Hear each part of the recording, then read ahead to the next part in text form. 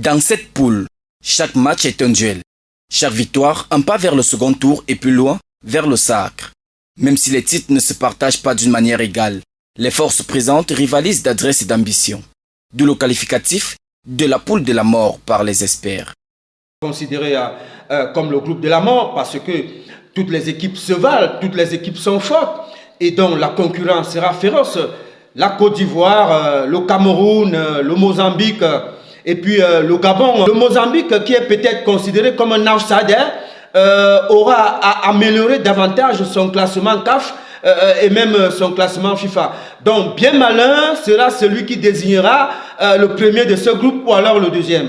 Tenante du titre au thème d'un parcours miraculeux à domicile, la Côte d'Ivoire veut le conserver comme le Cameroun en 2002 ou l'Égypte en 2010.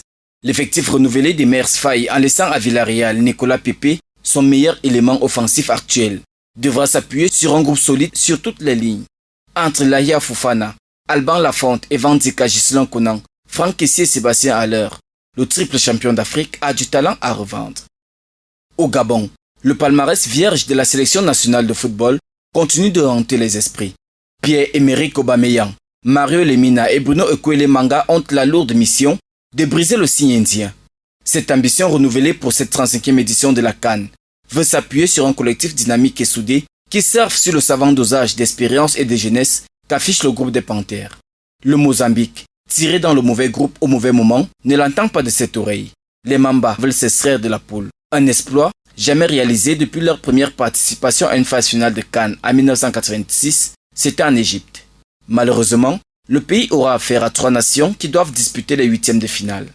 Enfin, le Cameroun, comme un phénix, sert net de ses cendres.